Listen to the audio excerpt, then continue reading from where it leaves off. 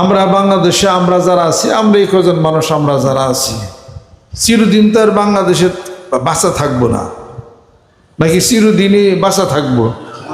বাপ মারা গেছে না, মা মারা গেছে না, চাচা মারা গেছে না, বাচ্চা মারা গেছে না, দুলাভাই মারা গেছে না, দাদি মারা গেছে না, নানি মারা গেছে না, সবাই মারা গেছে না। এখন আর বাকি কারা? এখন আপনি বাকি আছেন, রাবি বাকি আছে। আমরাও কোন দিন দুনিয়ার থেকে যাব। যাওয়া যদি সত্য হয়, মরণ যদি সত্য হয়, কবর সত্য হলে তাহলে আল্লাহ যা বলছিল আল্লাহ সত্য। সময় কম, কাজ অনেক বেশি। মানুষকে কি পরিমাণ শক্তি আল্লাহ পাক দিচ্ছেন বলেন তো দেখি। মানুষের শক্তি কি পরিমাণ দিছে? যে শক্তি আল্লাহ পাক মানুষকে দিছে তার 1000 কোটি ভাগের 1 ভাগ মানুষ খাটায়, আর বাকি সব খালি বেড়ে থাকে, কিছু না। এটা আপনাকে যে শক্তি আল্লাহ পাক দিছেন, এটা আমার কথা না, তো কোরআনুল কারীমের কথা।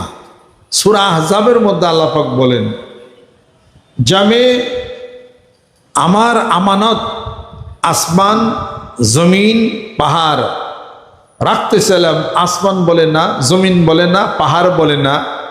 ও হামালাহাল ইনসান, মানুষের মধ্যে সে আমানত মানুষ যা বহন করে চলছে। তো আল্লাহর আমানত কেমন হইতে পারে? এটা কি আপনার আমার আমানত না আল্লাহর আমানত? সে আমানত আপনার আমার মধ্যে আছে। তাহলে শক্তির কি পরিমাণ? দুনিয়ার চিন্তাই আপনারা করেন না। খোদ আমেরিকার কাছে যে নিউক্লিয়ার বোমা আছে, তাতেই দুনিয়া 10 বার ধ্বংস করে 10 বার। সুপার পাওয়ার তাকে বলা হয়। দেন পাওয়ার একটু কমছে, ইরাকের লগে একটু, ইরানের সাথে একটু দাবার খাইছে আর কি। তারপরেও ছাড়তেছে না। তারপরে সুপার পাওয়ার আল্লাহ বলেন তোর সুপার একটু কমিয়ে দে। সুপার পাওয়ার সুপার বাই একটু কাইটে দিছে, পাওয়ার একটু রাখছে গাড়ি। সুপার এখন বাদ।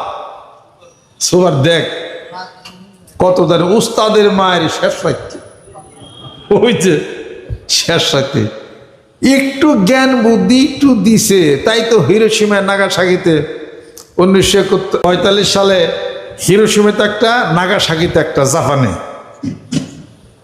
শেষ পর্যন্ত কি হলো? তারা বর্ষতা স্বীকার করলো